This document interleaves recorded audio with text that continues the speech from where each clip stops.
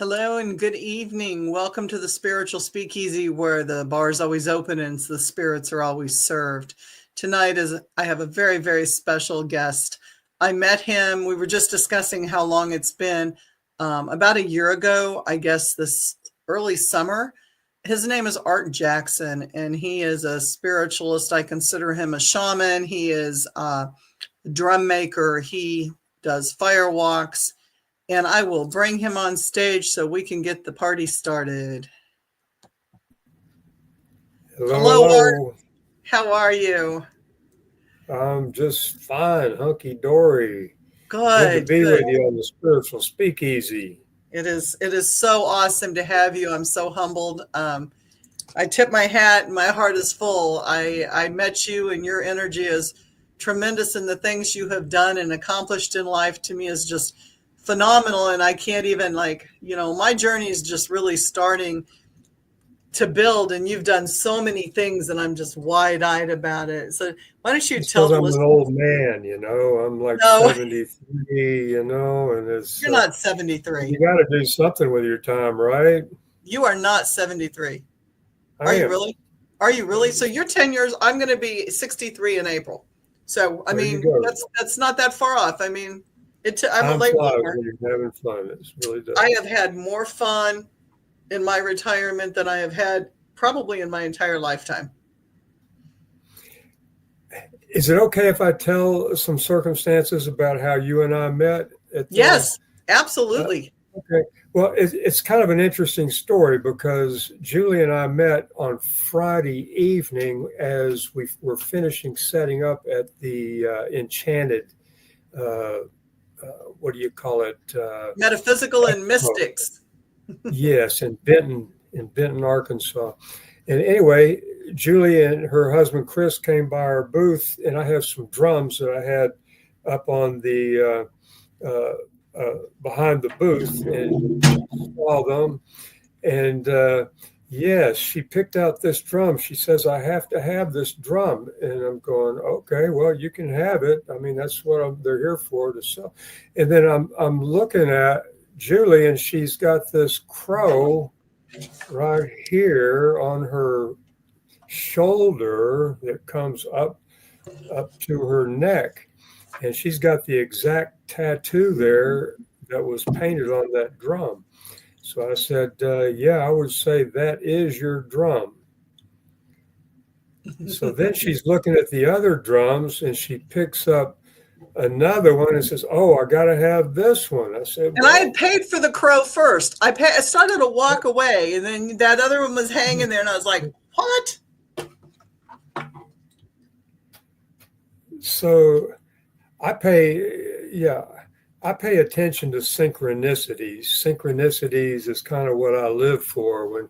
When I have a synchronicity happen with something, then that's Spirit's way of saying pay attention. So I think Julie and I were meant to be connected. So she got this drum, and she can probably tell you the rest of the story. She went back to her hotel. And, oh my gosh. So I went back to my hotel, and I had been in the hotel, like I checked in around 3:00 in the afternoon. We had done a setup prior to that. Check-in was like 3 or 4. We went in, threw our shit in, left, went to the show, finished setting up, met you, bought the drums, go back to the hotel. It's 9:00 at night, maybe even 10:00 at night, because I think we went out to eat. And I get in the hotel, and I'm like starting to put my hometown uniform on, my PJs, and I look up, and this is like a Best Western. We stay cheap. Nothing wrong with that. And there's like a little couch area, and then you walk into the bedroom area, and the little couch right above it is like 3 little dandelion pictures. And then we walked into the bedroom, and off the wall, like, here's the bed, and there's like another little set of 3 dandelion pictures, and then here's this big like dandelion picture right there on the wall. And I had been in and out that door like how many times and did not recognize it, but the dandelion pictures matched my dandelion drum perfect. Yeah, so she showed me that picture of the Saturday at the expo, and I'm going, wow, first the crow, and then the dandelion. You know, when you think you're having a spiritual experience, then I was always taught to look for confirmation. And to have the dandelion happen on top of the crow on the drum was just a double confirmation for me. So, It was crazy. It you wasn't and it? It I was absolutely crazy. yeah, whatever you and I are supposed to do together, I do not know, but I'm open to it. So when I she think said, there's still more things. Like I think our yeah, journey's not over with. Oh, yeah, here it yeah. is. Okay. So let me see if There's a I can. picture on your phone of the dandelion at the So hotel. here's, I don't know if, gosh, cameras are terrible. Yeah, yeah, you can see it. Yeah, So I can there's my see one drum, frame of it. and there's The exploded one I the can't see. pictures. It's There's there one now. set of There's the pictures. exploded one. Yeah, yeah, it's not like the drum. There's another picture. It's you can't, the color doesn't show up really well on this, Oh yeah, but there's it's like the the wall is picture of super the drum. gold, and then the pictures are black and white. But this is the big one. Let's see if I can get it to like rotate. I'm terrible with these cameras. Where the hell is my camera? Okay, there it is. Whoa. Yeah. Yeah, it's kind of washed out with, there. yeah, now you can see it there now. Yeah, that's the best shot there because it's exact. So I didn't paint the pictures on these drums. I think I told you that. I made the drums, but I didn't paint the pictures. I contracted with a lady I met at the Hot Springs Gem and Minerals show last year, and she painted all the drums for me. And so you know, she just showed me a picture of what she'd done, and I give her a big thumbs up on all of them because they were all turning out really nice. But yeah, there's the other one. Yeah. But anyway, drums are fun, you know. I just want to show off his work because his work is amazing. Yeah, well, Blue Dog, still Blue Dog, correct? yeah, well, I go by Blue Dog. I had a dog named Blue years ago, and that's on my business card. And I got a flea market booth named Blue Dog. And when I set up at expos, I'm Blue Dog. But yeah, Blue joined the rodeo. He kind of got one upped as the alpha dog because we got a bull mastiff, and we were living in Texas, and the trail ride would come by our place on the way to the Houston rodeo, and I was at a sweat lodge at my friend Mary Thunder's place.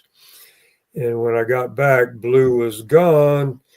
And the next year, I saw a picture of the trail ride coming through, and I saw him jumping into a cowboy's covered wagon. He was uniquely marked. So I always say Blue went away and joined the rodeo. It was his destiny. It was his Yeah, well, I destiny. guess, you know. Yeah. He's probably having the time of his life too. What a thing to do. Hi, yeah, Carol. Carol says hi, Julie and Art. Hi, horses, Rebecca. cowboys, all like that. But yeah, we Rebecca do says, metaphysical, spiritual things. My wife is an internationally known psychic and healer. Her name's Starr Fuentes. You can probably Google her if you like to. We live here in Hot Springs, Arkansas, in a big 60-foot in diameter geodesic dome. Seats wow. 250 people. Yeah, we've been here for 18 years. We did a metaphysical church service every Sunday for 15 years of the 18 that we've been here. And when COVID hit, we quit doing the church service. And my wife's 86 now, and we've slowed down quite a bit. We're not doing near as much as what we used to, but we have 2 classes coming up this year. We've got one next month in April. It's called the Underground Dimensions, and it's a 7-day long workshop that's in Mount Ida. A friend of ours has a retreat center there, a lady named Connie Eel. And what's it called? I think it's called the Forest Retreat Center in Mount Ida. Beautiful place. She's got all these tiny houses there, and she's got a teepee, and she has an underground house. And I don't know if you ever saw that movie with Tom Cruise about when the Iran-Contra thing was going on, and Ronald Reagan was funding the Contras by way of selling cocaine. And the cocaine was being flown into Mena, Arkansas, in the nose cap of the prop airplanes. And then it was being sold to buy weapons to fund the Contras, which were, trying to keep basically what they called the communists down in Nicaragua, which was the people, from having their own government. They wanted to put their puppet government in place. So anyway, this is the house where all those weapons were stored and where all that transpired. And Connie bought this house. But it's got a room that's underground. And so my wife teaches dimensions. Jesus said, in my Father's house are many mansions. Well, he could have said dimensions. So this is just one of them that we're experiencing here. But in different dimensions, different things take place. Like the seventh dimension is where you see auras, where you see the energy field around people. The eighth dimension is where you see from now through the past, where you can see people's past lives. And one way to do that for yourself is we do it with partners, where you sit and need of people. You got the lights dimmed, you have some candlelight in the background, and you focus with soft eyes in between yours and your partner's eyes. And you call, the facilitator will be calling in the seventh dimension, where you see the auras, and you'll start seeing a pencil, and then you'll see more as time progresses. And some people are not as visual as others. I myself am a feeler, so I feel things. Right. And, you're either you're a feeler, you're auditory, or you're a visionary, or you're just a knower. So you use all of your modalities when you're doing this dimensions thing.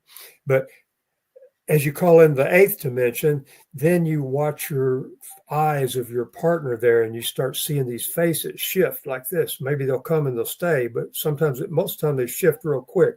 And the facilitator will say, well, see if you can see who this person was, what body they wore in a past lifetime.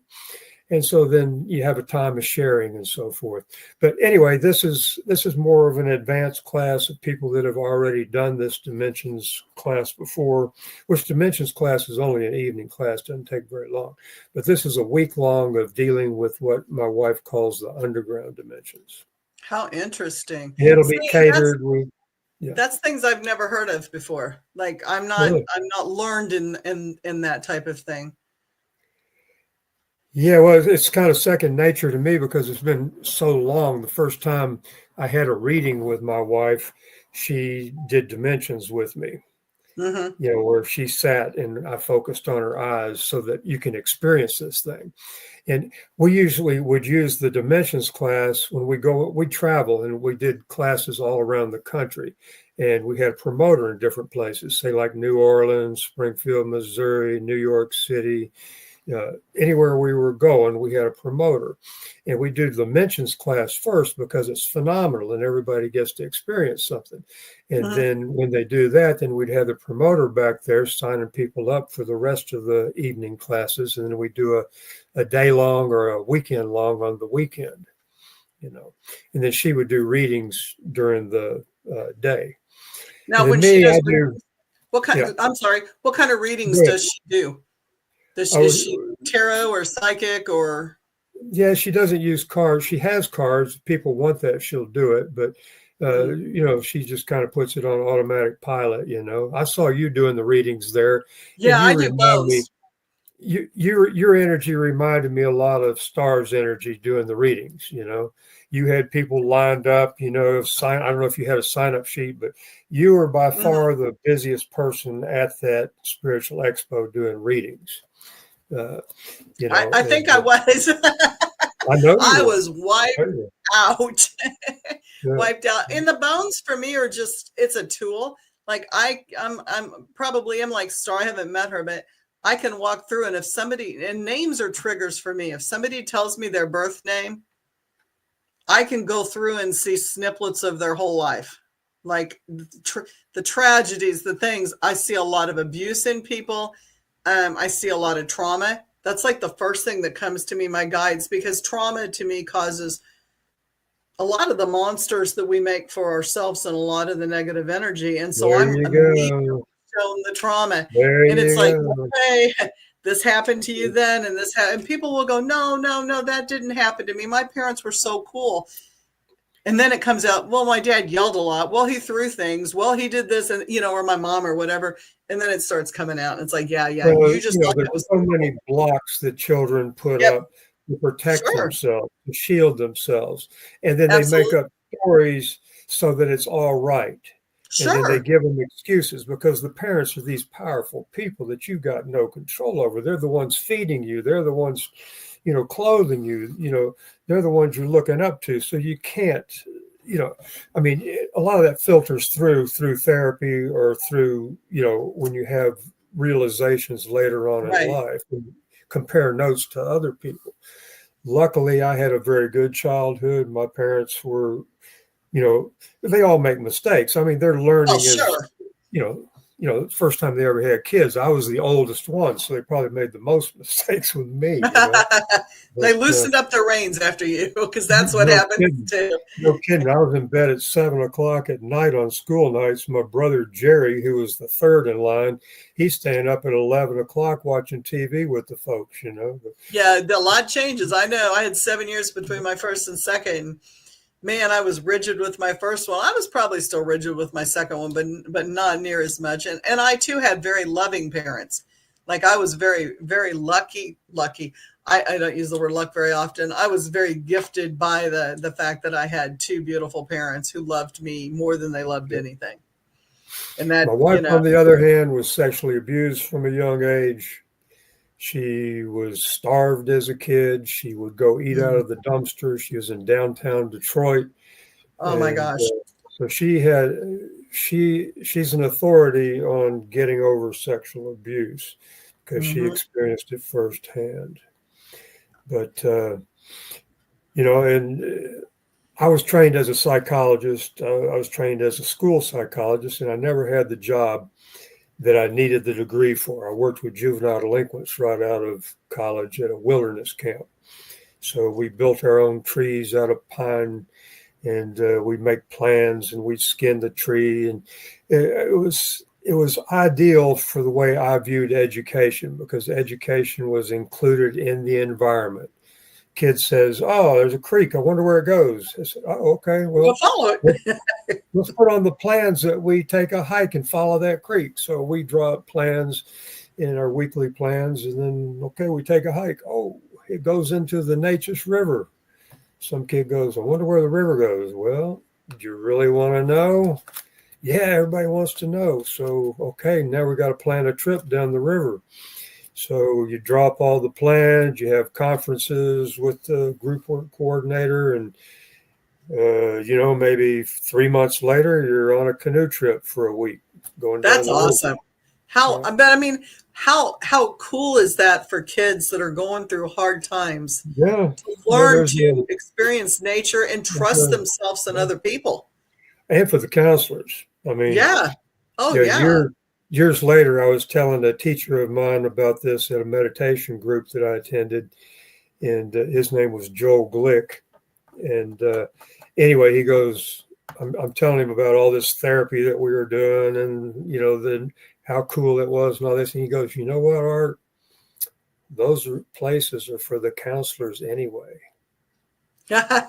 Well, I worked mental health for probably half my nursing career, forensic mental health, lockdown, children's, adults, teenagers, the whole nine yards.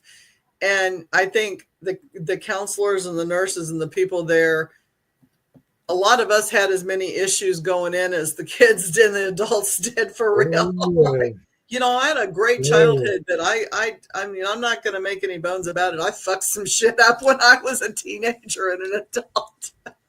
I took some paths. I saw some things. yeah. That's okay That though. was 3 years of doing that. And I'd work for a year, and then I'd take off for 6 months and do something else, and I'd come back and do it for another year. So I did it for 3 years. And at the end of it, I was the assistant director of it. Started out as a counselor with the youngest kids, the 10 and 11-year-old kids.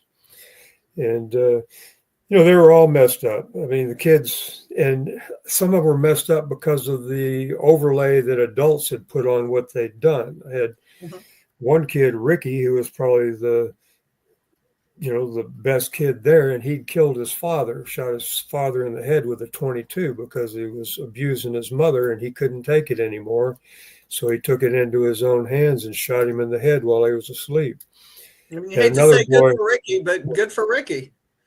That's but, I mean, what he had to do. But the whole guilt that a lot of people put on him, and the whole guilt he felt on his own for for having done that, and another boy was burned over 80% of his body, where is a black boy, and where his parents would pour scalding water over him to punish him, And, so these kids had a lot of emotions, and you got 10 of them together in a wilderness setting. Woo! And if you don't keep them busy, they start picking on one another. And then you got problems, and you got to talk them out because you can't go to lunch. You can't go build your tent. You can't do anything if somebody's mad at somebody, because it'll flare up again. But a good part of the therapy was keeping them occupied, keeping them building things, keeping them, having successes, just little successes. But I learned a lot from that, a whole lot. And people would say, "Oh, you got a master's degree in psychology. I bet that really helped you." I said, only 2 classes helped. And one was behavior modification, because you could manipulate things to make it look like natural consequences. So, if y'all are having to fight on the way to lunch, you got to stop and talk it out. Consequently, you miss lunch. So the next time everybody's going, you better not fight now on the way to lunch because we're hungry, Right, so right. Smooths things out. And the other was wrestling, because if you restrained a kid, you hold on to him, then you document it at the end of the evening, and you're cool. If you ever hit a kid, you're fired. Oh, well, sure. They don't like that. Do you catch yourself reliving those moments? Did it traumatize you in any way dealing with those kids? No, but I remember being my father. At one point, one late night, 12 o'clock, they wouldn't settle down. They're running up and down the trails. They had axes, they had knives, they had everything. And you got 10-year-old boys, and you got 13 and 14, then you got 15 and 16-year-old boys.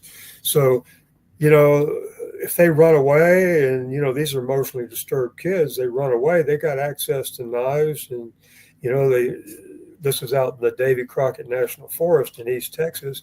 They get a hold of some hunter's gun, or they get a hold of some hunter's Jeep or whatever. So, you kind of had to be on guard. But anyway, my young boys were raising Cain, raising hell, ruckus, whatever you want to call it. And I was trying to settle them down, and I'm yelling at them, trying to get them to settle down. And, they're dispersed. They're running around. I think I had a co-counselor with me, but he was a newbie, and he didn't really know how to help much. And so I heard myself, and I was my father. There's no ifs, ands, or buts about it. I was my father, and I rebelled against my father. My father and I were diametrically opposed on a lot of philosophy and so forth. So I realized that I had internalized my father, and that authority figure was me at that point. And that was a heck of a realization to come to at that time. But, absolutely. Yeah. A lot of knowledge. So you've gone from there. You talked about doing the dimensional studies. You've also done firewalking. Yeah. How did you get into that? We were doing a class called Divine Intervention. My wife tells me, and I knew I'd heard she'd done similar things in private tutorings and readings and so forth, but she's a healer, hands-on healer. And her specialty is cancer. And when she was 18 in Ann Arbor, Michigan, going to college, there was a boy there that had a brain tumor. And they were having a party for him. And he was going to have surgery supposedly in the next couple of days. Anyway, she put his hand on him, and she was very empathetic toward him. And when she did, a tumor rolled out on the floor. This squishy thing rolled out on the floor. She jumped up and dropped her drink, and he jumped up, and they're both screaming at the same time, simultaneously. And she ran out the door, and she wanted nothing to do with any kind of healing ever again because it freaked her out. But years later, she started realizing how to channel this energy and how to do this. So she tells me we're going to do this class called Divine Intervention, and we're going to charge $6,401 for it for a month. Woo! For a month. And initially it was one weekend a month for a year. So, I pick them up at the airport, people coming in from New York, people coming in from Germany. There were 22 people that started out on that class. So we did a firewalk for these people, and we hired somebody to do it, a guy named John Mazel out of Galveston, Texas. And he had studied under Tony Robbins and Tolly Burkin. Tolly Burkin was the one that brought it to this country. One of the ones. There's another lady, I forget her name. But anyway, we did a firewalk there. That was my first firewalk in 1996, I think, 95 or 96.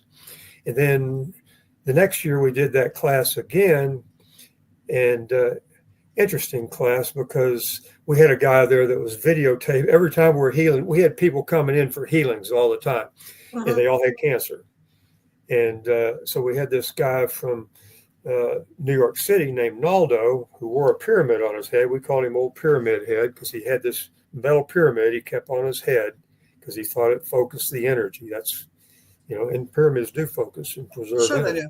But he wore it, and he wore it to the airport. Anyway, that's neither here nor there. That's just an aside. But he would videotape everything. And so, you'd have a lot of tape where nothing's happening. People got, we got, 10, 12 people with their hands on a person laying on a massage table. And the technique has to do with a particular dimension, the 52nd dimension, and a particular hertz. So, anyway, you learn how to run that, but he videotaped it, and then stuff started happening. Nothing happened for the first 3 months, and people would be flying in. I pick them up at the airport. When's it going to happen, Art? Tell me, when's it going to happen? And I said, all I can tell you is from my background. I come from a meditation background. I come from Paramahansa Yogananda, autobiography of a yogi guy. I studied his lessons for 2 years. I got one every 2 weeks. And what Yogananda said, he said, the road to the infinite is not a circus.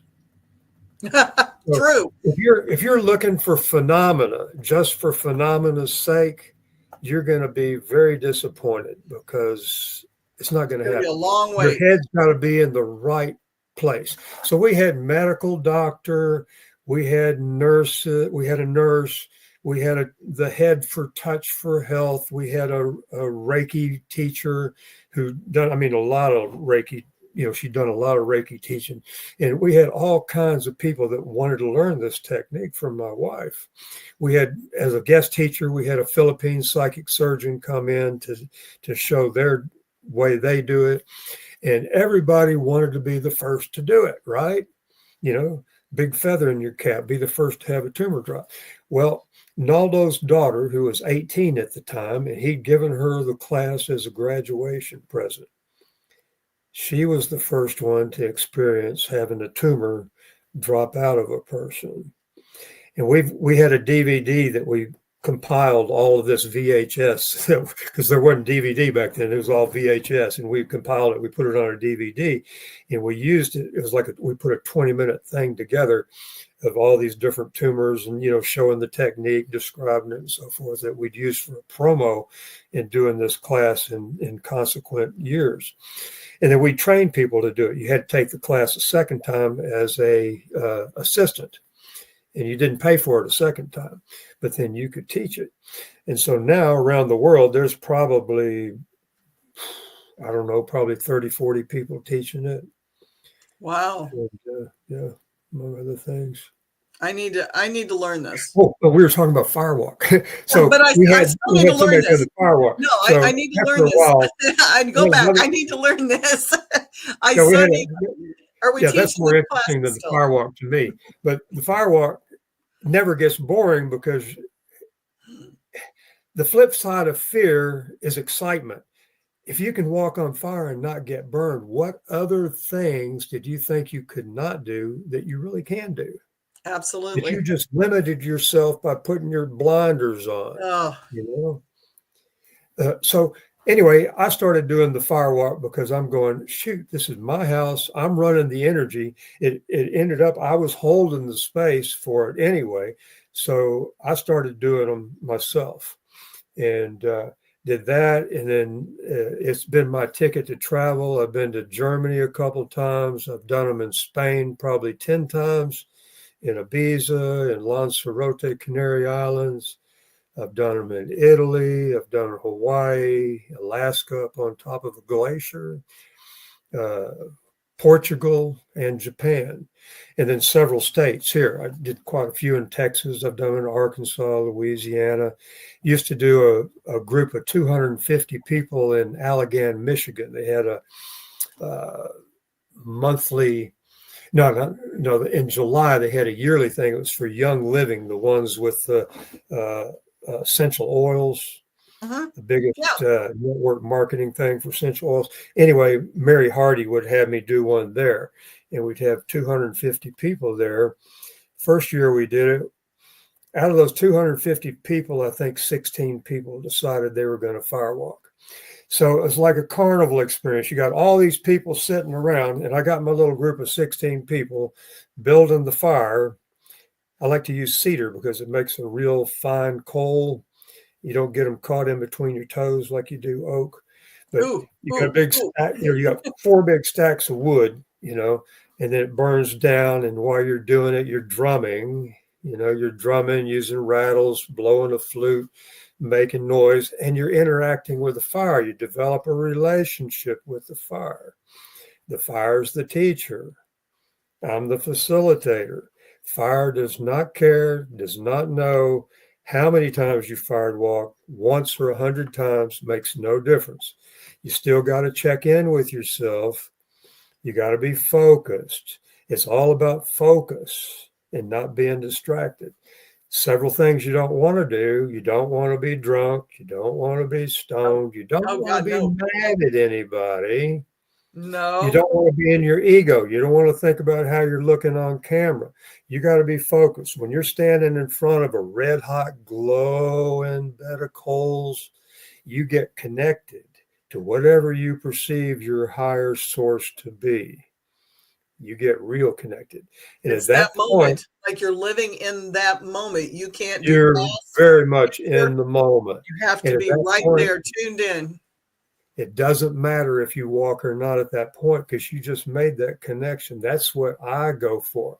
And it's like peeling away of an onion. You go, oh, I've firewalked one time. I don't have to do it again. Well, you don't have to. You got nothing to prove. You didn't have anything to prove the first time. No. Well, you're not doing it to prove anything. That's not why you're doing it. But you'd be surprised. You'd be surprised as many times as I've done it, I've made lots of mistakes. You think, okay, yeah, I'm teaching this stuff. But, when you're teaching it, you're distracted because you got all these people to pay attention to. And what you do as a facilitator is you eliminate variables.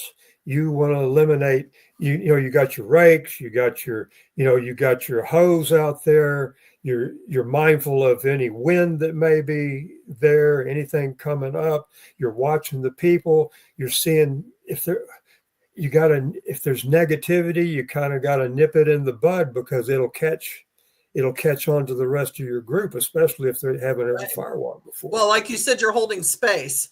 And for those listeners that don't know what that is, depending on what your spirituality is, I mean, if you're craft, you're calling in the watchtowers or the four corners. In yogi or yoga, you may just be calling in your space and calling in positivity and the spirit of the divine to bring love. And and peace to everyone, your neighbors, yourself, your neighbors, your city, or, on and on, the people in the room. It can be anything, but you're holding space. You're keeping it clear, like you said, of the negativity, of the distraction, trying to get people to focus on the here and now, not the fear, but the connection. And you're overseeing all of that as the person that is watching over everybody. Yeah, and what I'll do before we actually do the fire walk, while the fire's burning down, I'll have them step aside away from the fire, and we'll do a mock fire walk. We'll say, okay, the fire's right here. We're drumming. Okay, everybody has a chance to rake out the coals. We're going to chop them up with the tines of the rake, and then we're going to flatten them down with the shovel. You want them flattened down so no stray coal gets caught in between your toes. I got I got a thing of water over here in case one does. You can step in the water. And so then we demo it. We show them how it's done. You're not running across the coals. You're walking in your power. And there's a few ways to do it. I mean, you can visualize that you're walking on cool green moss if you're a visual person. Or if you're a feeler, you feel the cool green moss, which is pretty easy to do because a lot of times you'll be on a grassy place and the grass will be cool and green. So you've got that. But what I choose, and some people who are visionary, they'll see a path through the coals, and so they'll take that.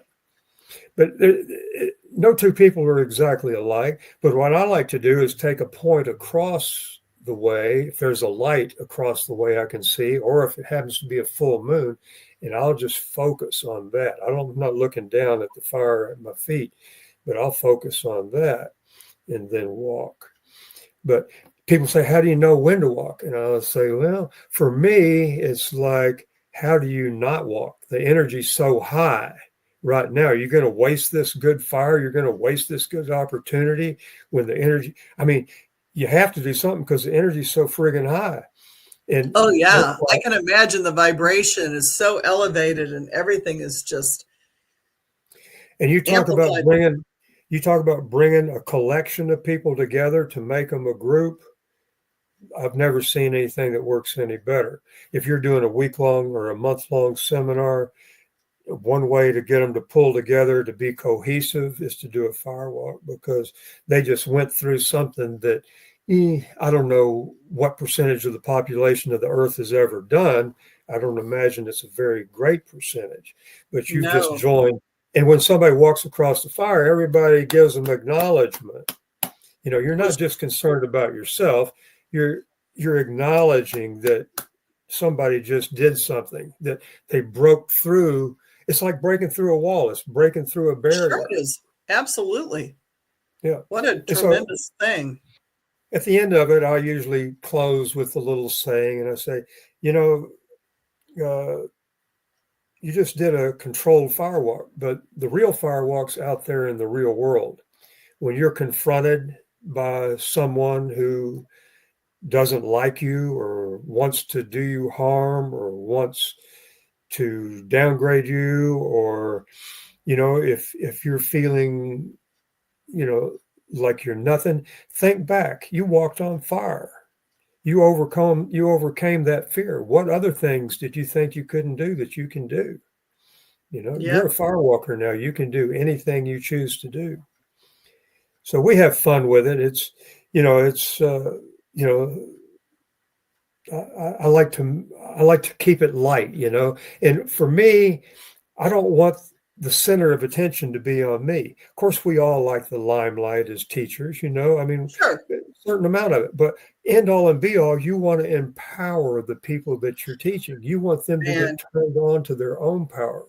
Absolutely. Like my teacher Red Eagle said, once I get you to have your own connection to your own higher source, your own higher self, then you don't need me anymore. You really don't need me anymore because you got your own connection. Mm-hmm. Mm-hmm. It's good to have reinforcement, to meet in a group, and it's good to have somebody who's already walked the path ahead of you, i.e. a guru, although spell it out, Guru. You're the only guru you will ever have. Yes. Yes. But it's it's your own power. And so many people are so willing to give away their own Oh, power. well, Sure, so you many want people to get, don't know they have power.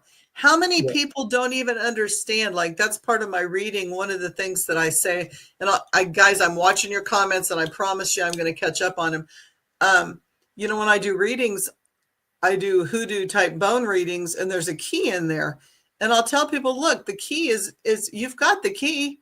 You just have to, you've always had the key. You just have to grab exactly. hold of it and use it. You've had the power all along to open a door, or to close a door or do whatever you need to Yeah, do. I yeah. just give you And permission to do it because you forgot that you were able to do you that. forgot you had permission, and Yeah, you forgot who you are. And that's yeah. what it is. It's all a remembering. And You know, that's it's what a I do with my remembering. readings. And that's why I tell people they're so darn harsh, is because I have to wake you up. My job is to wake you up and remind you of what you are supposed to be or what you started out being that you forgot. Yeah, yeah. You lost your way through the trauma or through whatever the monsters that you created that or someone else created that you blew into huge things. But our educational system has basically made us pretty lazy. You Yes. know, we're used to being hand-fed stuff. Okay, here, Oh my gosh. memorize this. This is going to be on your test at the end of the week. Instead of, okay, be creative. If you look out the window in school, you know, you're going to get labeled ADD or something, and they'll put you on Ritalin or whatever nowadays. But, uh, Or you you're know, autistic, which but, aren't we all? we, I mean, shit. so you gotta unlearn a lot of stuff that you learned, in order to get at your own higher understanding and stuff. Yes. And whatever method you use is particular to you. I get into a trance when I'm making these drums. That's why I do it. I don't do it. It's nice to sell one every once in a while, but it's what's so cool is that when I'm making a drum, I'll sage everything first. I sage myself, and it puts me in a certain state, a certain meditative state. And then I'll get up at 4 o'clock in the morning when nobody's up, and then I'll punch the hole. You soak the rawhide overnight to get it pliable, and I've already polyurethane the frame of the drum. But you punch the holes, and then you start pulling it. You lace it, and as you do it, you got to be aware. You got to be conscious of what the leather's doing, of how it's stretching, and if everything's even, and smoothing it out as you do it. And then you gotta it's called pulling a drum. And then you go around 3 or 4 times to get it tight. And then once you got it there, then you put it outside and let it in the shade and just let it cure. And then you've created something, and then that drum can channel that energy, not only the energy of the maker, but the energy of the drummer when you're doing it. And Oh you my can use gosh. those drums in a healing. You get them up in somebody's aura and beat around, go in their chakras and I've get had on their some feet. shit jump. Let me tell you, on my table in my house, I have had some wild shit jump. I'm working on somebody and I'm holding space and I can't get it, and I can't, because I'm a Reiki master and I'm working with the energy, and and I'm one of the few in my area that I will work on what I hate the word. I hate the word. I just call it negative masses. Everybody wants to call everything demonic right now, right? Like, that's the whole thing. Everything's demonic. They don't give me Okay. more power than they deserve, Right, right. But the, Yeah. the little created monsters that we take on every day and they build up to be huge. I call them little glitchy thingies, and then like people make monsters out of them. Anyway, you're pulling this shit off of people because somebody got to somebody a week ago, and they've built it into something big, and really it had nothing to do with them, but they've stewed on it all week. I've been drumming trying to get that stuff out of them, and you can just like all of a sudden you just kind of like the energy shifts and you like, whoo, and the person will go, Yeah, you can feel when it releases, oh my gosh. Yeah. That you get dizzy, like the whole energy, just like there's a wave and then it's gone. It's crazy. That's so cool. And I love it.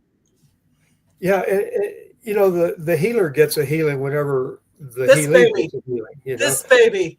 does it. Yeah, The other one is my cleanup. This one is the one that does it. It does it every time. It does it. And I love it. there's so many different tools you can use, and the reality is you don't really need the tools. The tools are for the client, basically. Right. Because they want to feel something's happening, and whatever gets them to that place, well, great. Whatever you want to use. You want to use tuning forks, use tuning forks. You want to use a crystal. I love crystals, but that's a whole nother podcast right there. Yeah, we'll do that. We'll do that too, because I put rocks on people. They'll be like out, and I've got copper divining rods, and they're pure copper, and they're wrapped in copper, and then what's threaded, they're turquoise that are threaded around the copper. So, and I work a lot with turquoise. It's just one of my favorite things. And I will start out. I have a weird pattern, and I don't know why I do this. Well, I do know why. My guide told me to do it. That's why I do it. But I'll turn like one of them will start with the divining rod, so the handle will go this way, and then it'll come, and then the other one will go this way, and it'll come down. And what happens every time something's released, and I have photographed this because I'm also a paranormal investigator. So I'll have cameras up, and I'm always watching like infrareds, like is there a heat signature that's coming off somebody, or I read the smoke as I blow the smoke and that kind of thing. Inevitably, every time there's a release and the person has never moved, my divining rods will completely cross into an X in the center of their solar plexus every single time. And I know that now. Like, I've learned that when I put them there on somebody that really needs it, they will cross when I'm done. Wow. That's a release. That's so And cool. I just found that out like a month ago. Like, I'm like, my spirit said, I know. Hey, you need to do this. Okay, always learning. Let me catch up on some comments real quick, because I've got a lot of them. Clear back to 910. Rebecca says, cool looking drums. I like drums like that. Very, very cool creative work. They do great work, Rebecca. If you need a drum, Blue Dog. Greg Koss says, sorry, I'm late. Hi, Julie. Hi, Art. Greg, it's not 50-second meditation. It's the 50-second dimension. Correct? 50-second dimension. Yeah. 50-second dimension is where the psychic surgery happens. Yep. Yeah.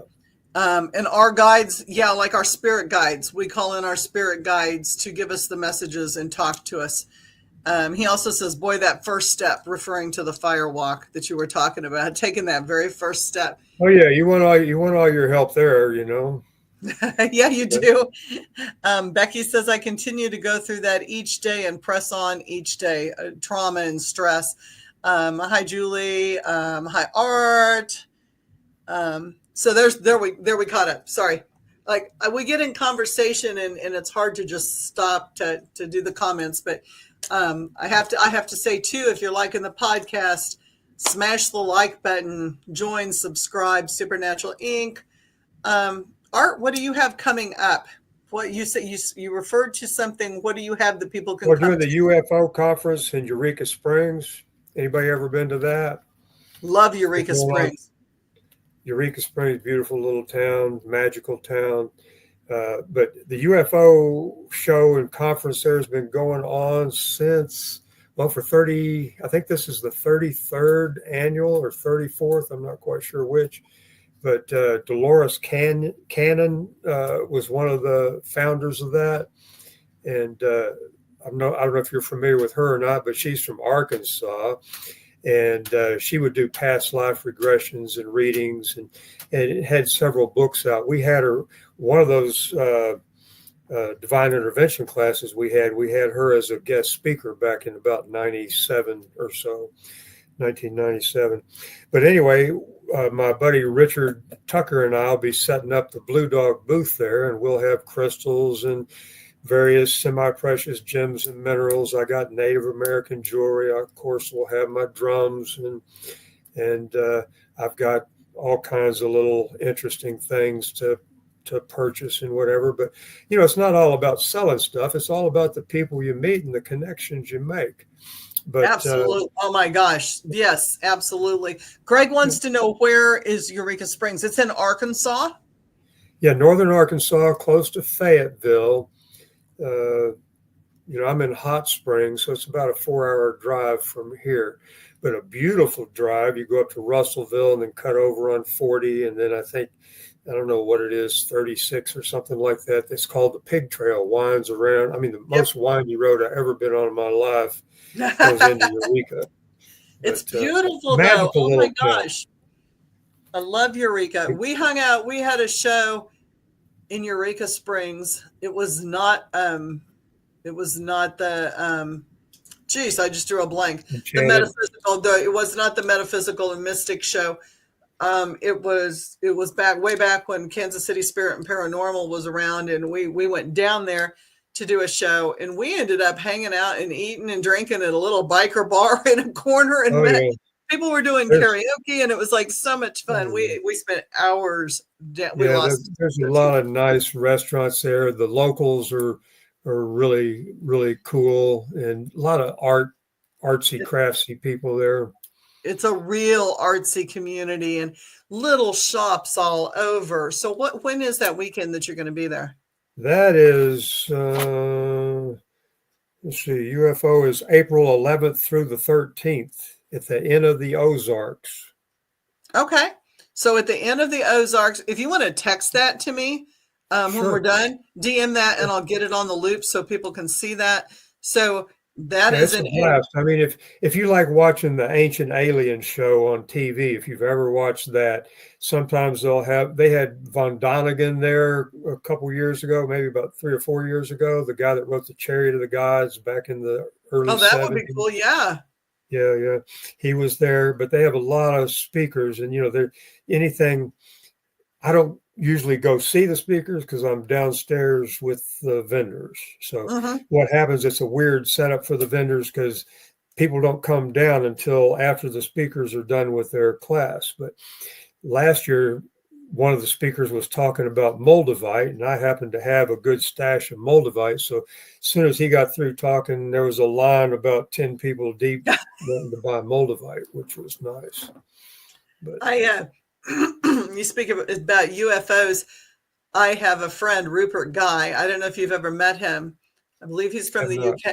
He has settled down in the state of California, but he travels all over, tours all over the United States, doing talks and he's changed the name now because of the government.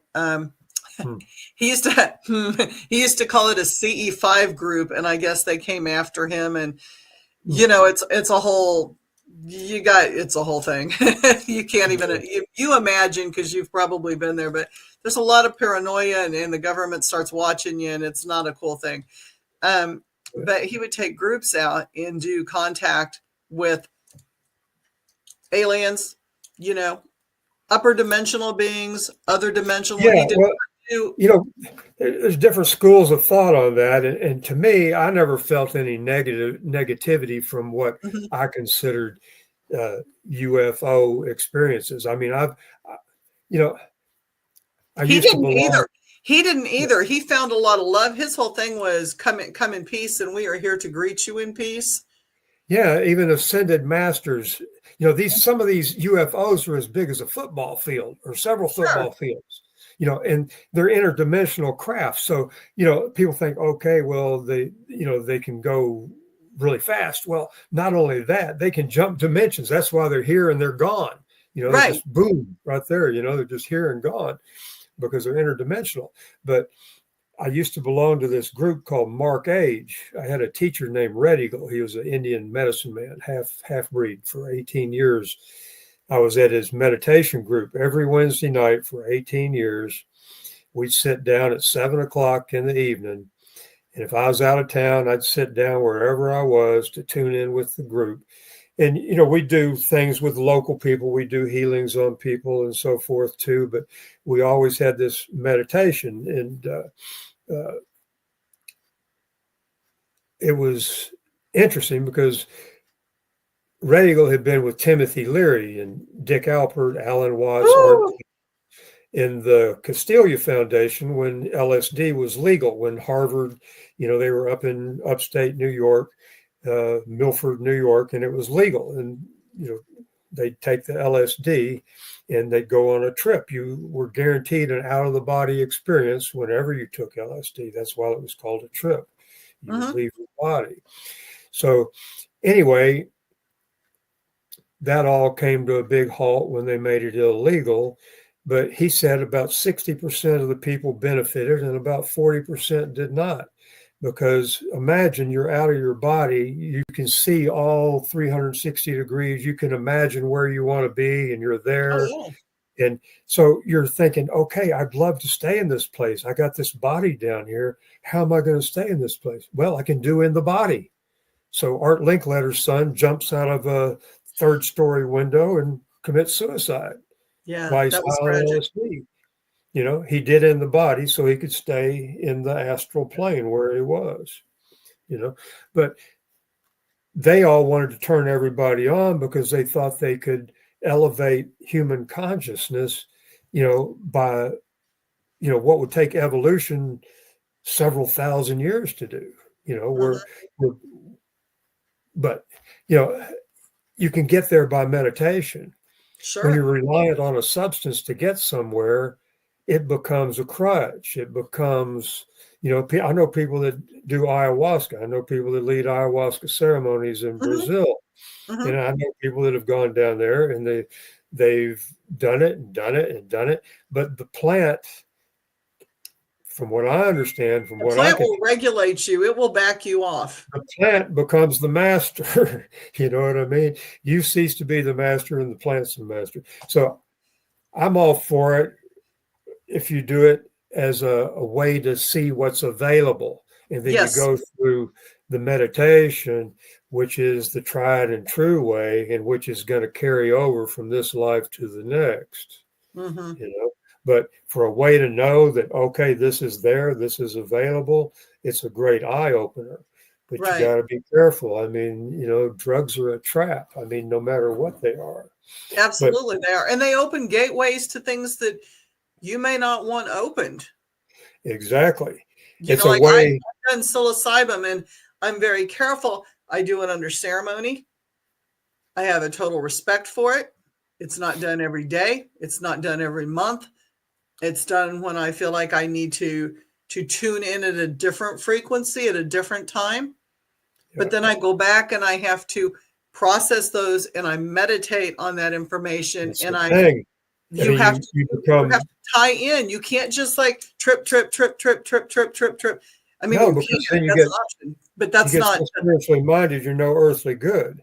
Right. Have you ever known anybody like that? They're so spiritually minded, they're no earthly good. They can't function on the earth plane anymore because they're too far out in space. Oh, shit. Yeah. They've done lost it. They're floating. Major Tom to ground control. Yeah, Major Tom. But I have seen the mothership, and I've been, in where my soul's locked in and my body's down here. And I've talked to the ascended masters and learned some tremendous things, and then had to sit for 6-8 months processing that because, whoa, like you can't go back and unsee that. It's everything that you've been taught is a lie. Yeah. Everything you've been taught is a lie. And then you have to process, where do you start and where do you finish, and what is you real. Can throw yourself off balance. They call it being off balance or losing your balance. Mm-hmm. And they say that the spiritual path is like a razor's edge. And, like to quote Jesus, he said, it's like going through the eye of a needle, like a camel going through the eye of a needle. If you're a rich man to get to the kingdom of heaven, you got to stay focused. Your spiritual life has to be the most important thing to you. Sure, you got all these other things in the earthly plane that are distractions. You got romance, you got cars, you got whatever sensual pleasures there are with these 5 senses that we're so in tune to, these 5 gross senses. But there's finer senses that can be developed as well. And mm-hmm. we were trapped here. We're spirits having a physical experience. Yes. And we were trapped here. We came here to experience this stuff, and we stayed here, and we were so attracted to our senses that we stayed here. And so it's been incarnation after incarnation trying to get back to where, we have the freedom, where we're spirits, where we can enter into a body in some plane or some planet. Yeah, we don't have to stay here. We don't have to stay in this plane, in this existence. But there's this karma that's been set into motion. There's these action reaction things. This is third dimension. It's an action reaction planet. So, you can count on it. You step onto a boat, and when you step onto it, there's going to be a reaction. You throw a pebble into the water, you're going to see a reaction. So if you do good deeds, you're going to get it back. And not necessarily from the source that you gave it to. Everybody expects, okay, I gave this person this, this, and this, and they don't give a shit. They don't care. They're not giving me anything back. It don't work that way. Nope. It's going to come to you from left field. Somebody where you don't even expect it is going to give you the reward. In yoga, the yogis teach you, the gurus teach you, we should remain unattached to anything. We should not attach ourselves to anything. We become so desireful, and what we desire, let me rephrase that. What we think we desire is not reality. We have to first have discernment and know what is real and what isn't real. What is a travel? Desires actually lead you. They lead you into the place where you're going to get your lesson one way or the other. Yep. Desireless is the place to be, except for to move higher. But people, I'm talking about myself too, because you're sitting here meditating and you're going, okay, I'm going to turn off the thought. I'm going to turn off. And then you have another thought. Then you have another thought. Well, it doesn't quite work that way. You notice the thought, and then you come back to your focus. You're focusing on your third eye. You're watching your breath go in and out. You just keep coming back. You keep pulling it back like a wayward child. The mind isn't the driver. The mind's the horse, and you're the driver. The soul's the driver of it. And we come to realize that we're not this body. We're not this flesh and bones that we've identified with. When you go to sleep, do you still have the same visual of your body the way it is? Maybe not. When you're asleep, you're doing all these different things. You sometimes you'll have this experience where you're astrally traveling, and you'll wake up with a jerk like this, that you're being pulled right back into the medulla here, what the yogis call the mouth of God. You're being pulled right back into this part right here, and you'll jerk, when you come back into your body. So we all astrally travel when we're sleeping, but to do it consciously when you're meditating is a different deal. Right. There's so much that we don't know or we have forgotten, and gosh. But it's the ritual that you have. It's the discipline that you have of doing something as a practice. When you get up in the morning, have your tea, have your coffee, and then read something spiritual, then do your yoga exercises or whatever you do to stretch out, and then sit down and meditate before the world rushes in, before the phone starts ringing, before you get distracted with a myriad of other things. Oh my gosh, yes. You do it day after day after day after day, when you're home, when you're traveling, and it doesn't happen overnight. It's something that happens over a period of time. It's like building something, and then one day you go, oh shit, look where I just went. Just look where I went in this meditation. Look at the marvelous things that are happening to me. And if you give 25% of your energy to finding God, then the higher ascended masters, your guides, they'll do Jesus, the saints, they'll all do the other 75% to make sure you get there. Sure they will. But you got to put out your 25%, which doesn't seem like a lot, but it is. It is. And remembering that, for me, like I lost that, you and I, before we came on screen, you asked me how my knee was. And that was probably the worst part of the knee. Like pain. Yeah. Every night it's pain. It starts at 5, just like sickness, when the sun starts going down, people start getting weird, like if you have a child that's sick, in the evening, it's always worse. Nighttime is always harder. The darkness always brings forth a lot of weird things. Not weird to probably us, but if you work in a hospital or with people, things get a little strange at night. We had the full moon too. Don't forget the full moon. We had the full moon. We had the eclipse. We had the 7 planets or the 7 things lined up. It's been a whole, and then we've had storms that moved through that were like killer, literally. I mean, it's just been horrendous, and earthquakes. I sat in that period and I lost myself. And I think that was the worst part, was like, I didn't have my routine. I was not in a good headspace. And like you said, drugs, medications, that shit will mess you up. It takes you to a whole nother plane, whole nother area. And the negative talk starts, and the negative start, it's there. It's that gateway to the negative. Yeah. You got to head it off. You got to, at that point. I didn't. I sat for 3 months in it, and I was in a dark place for 3 months, but I pulled out.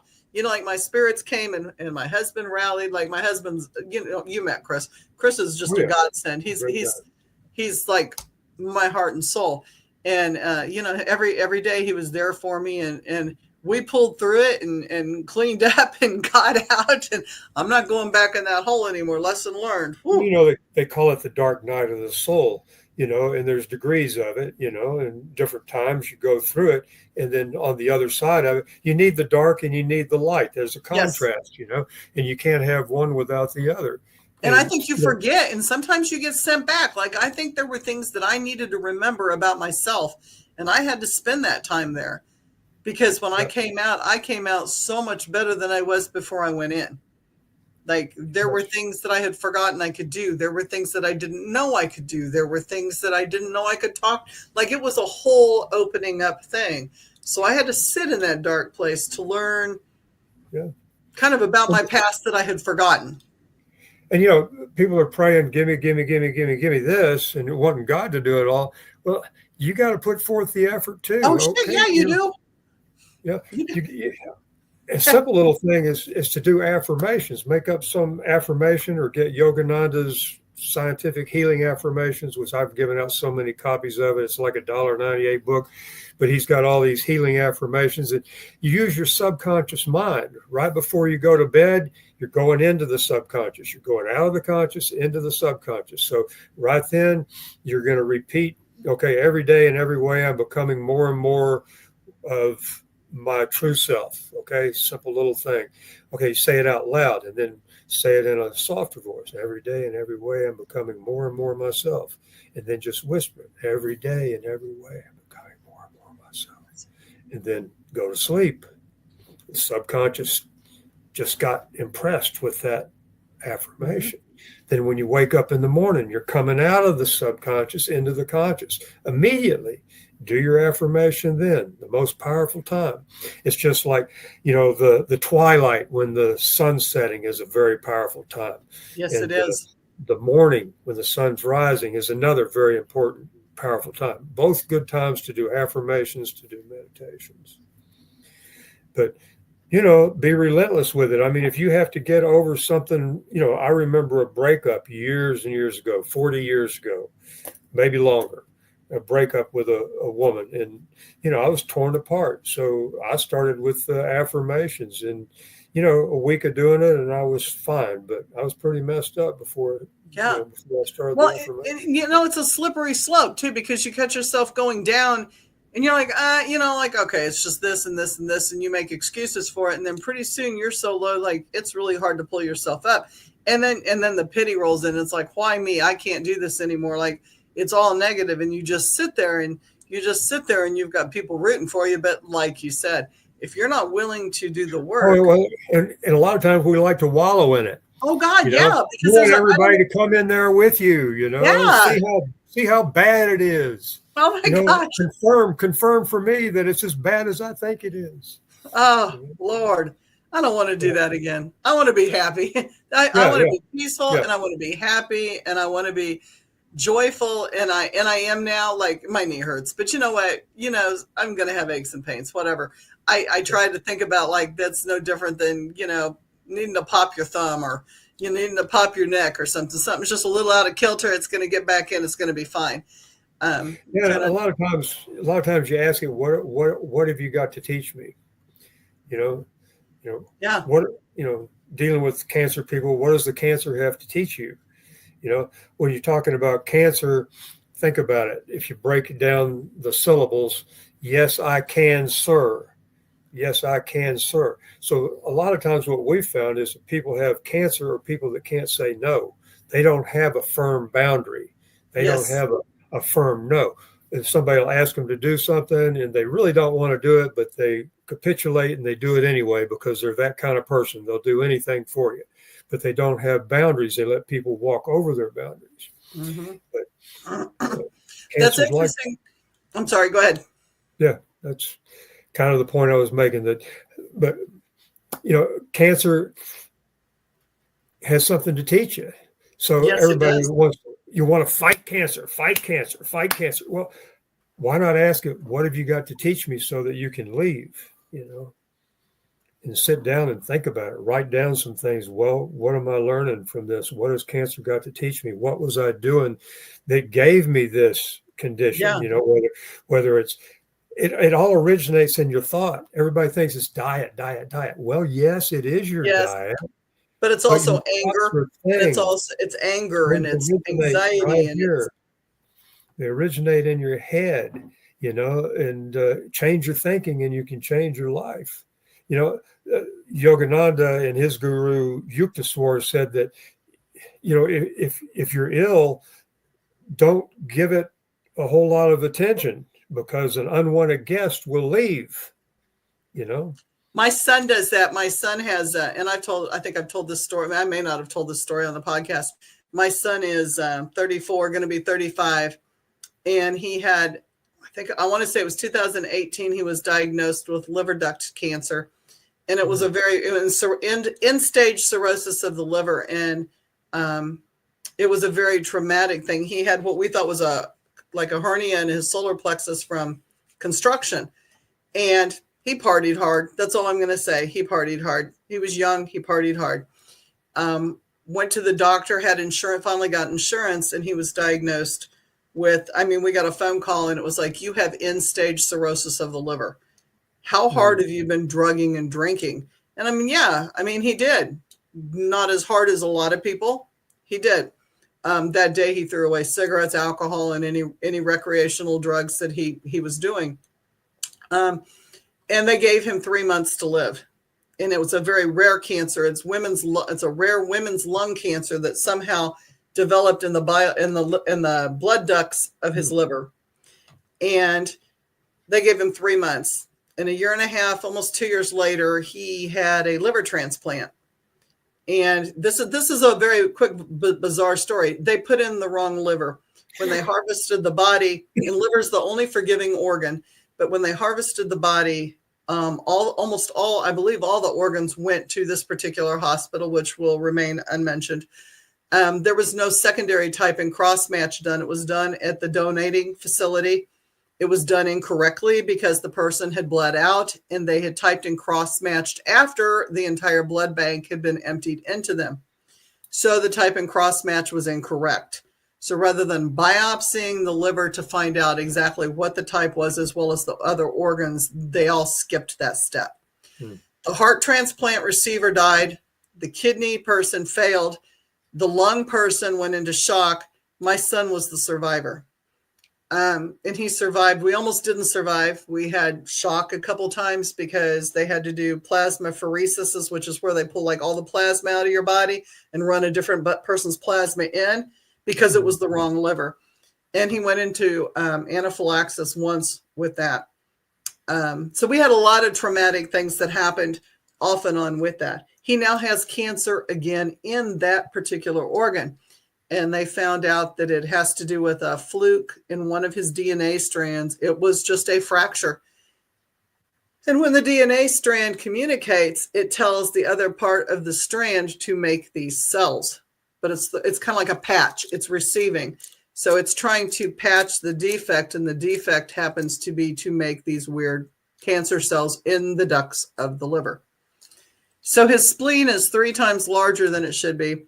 And he's got this cancer, and he's been on trial drugs. We just came off a trial drug in Houston, which was, I don't know, they said successful. It held its own.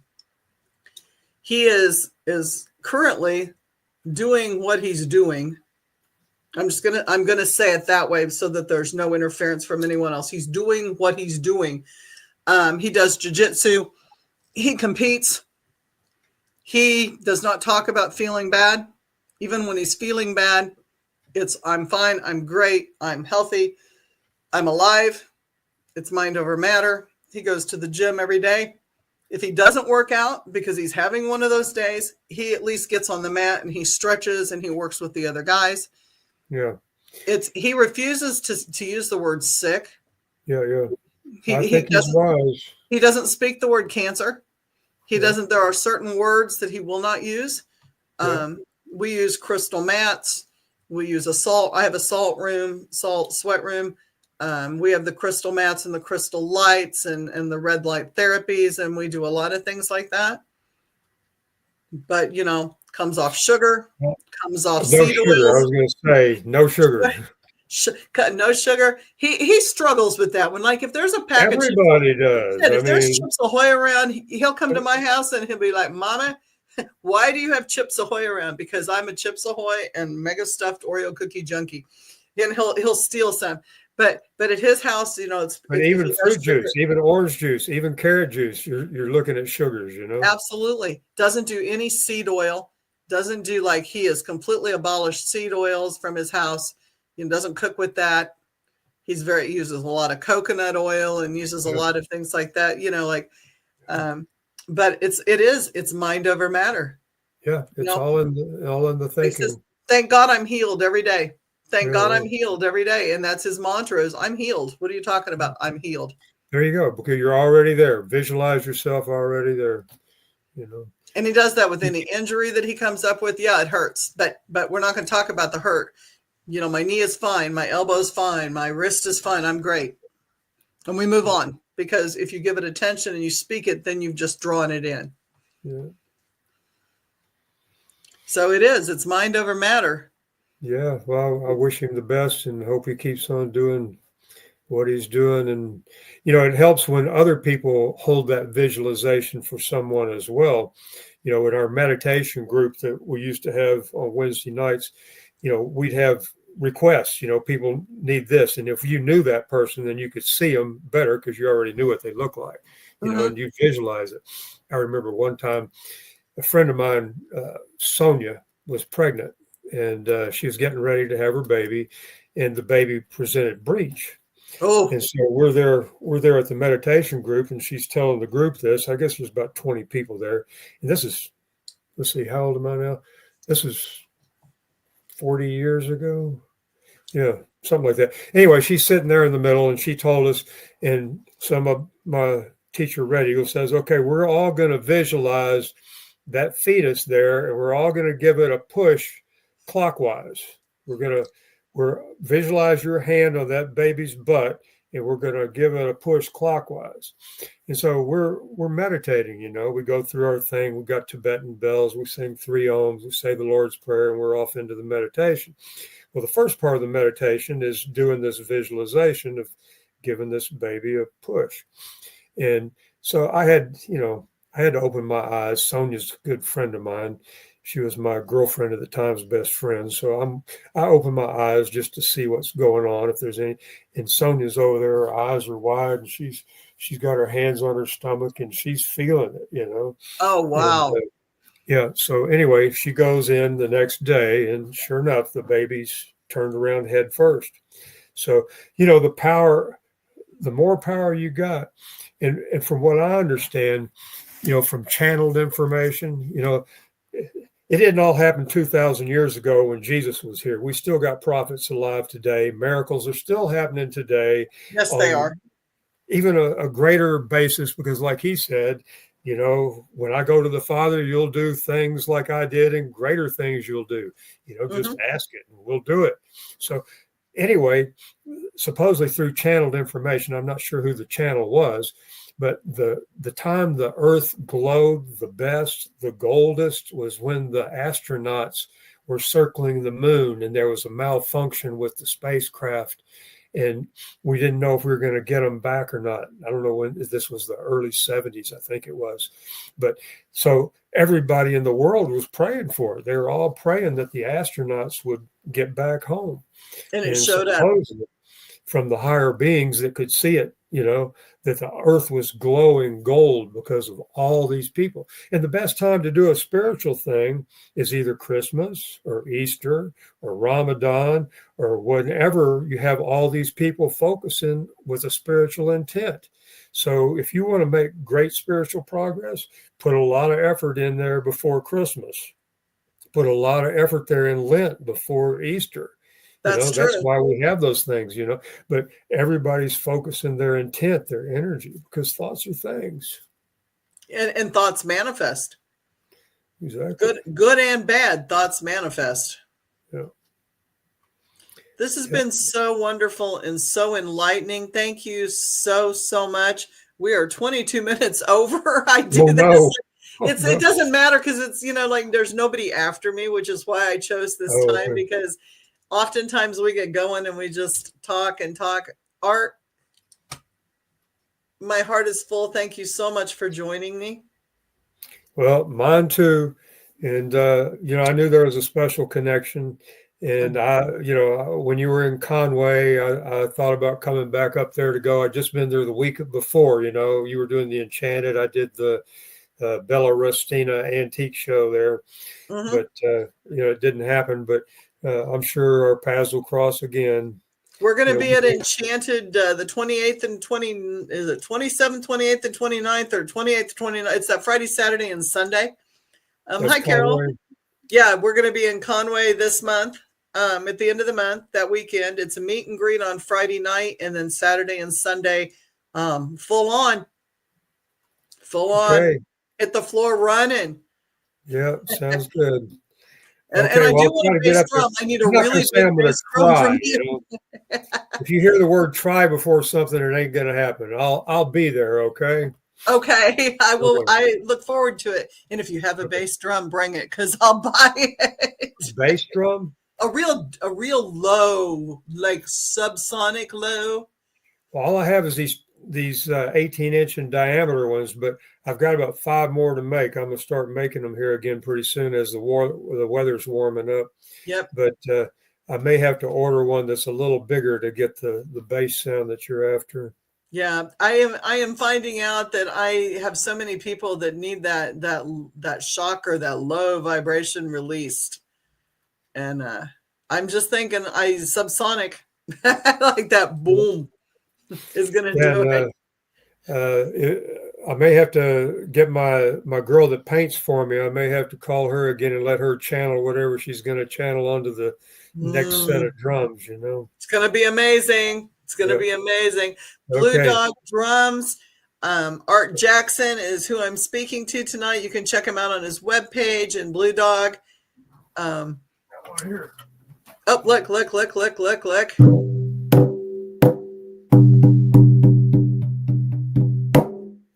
And for those that didn't see, that tuned in late, because I have some people that like have other things going on, other podcasts and stuff. This is one.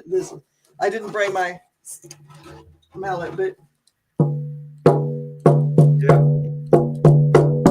they each are different. Everything's just like snowflakes. They got a different personality, different characteristics. Got one more I'll show you, because for those of you that missed it. Yeah, that's the one that matches your tattoo. Yep, I love that one. Yeah, the crows come visit me every day, right across our driveway here. I put stuff out for them, and they come every day and they caw and let their buddies know that there's something there. We had 2 bald eagles playing above our house today. We had ice probably about a month ago. We had ice and snow here in Missouri, and it bent. We had so much, and the ice with the snow was so heavy it bent my gutter down. So my husband was up on a ladder, like trying to screw the gutter back in because it dipped. And he comes inside and he goes, "You got to come out here. You got to come out here right now." So like I'm hobbling out there, and I get out there, and there's 2 bald eagles that are just like they're just playing, like they're just, it's Wow. like a whole thing. And they danced and they flew. It was absolutely gorgeous. And then they flew off to the river, which is just like 2 blocks over. So it was beautiful. It was just, Be sure and tell Chris hello for me. I will. Again, such a pleasure. You guys, thank you for joining us. Hit that smash button and like. Go to Art's page, like him, Blue Dog, and we will see you again next Sunday night. And I thank you so much, Art. I'm going to bring you down and turn off the show. Okay, I enjoyed it.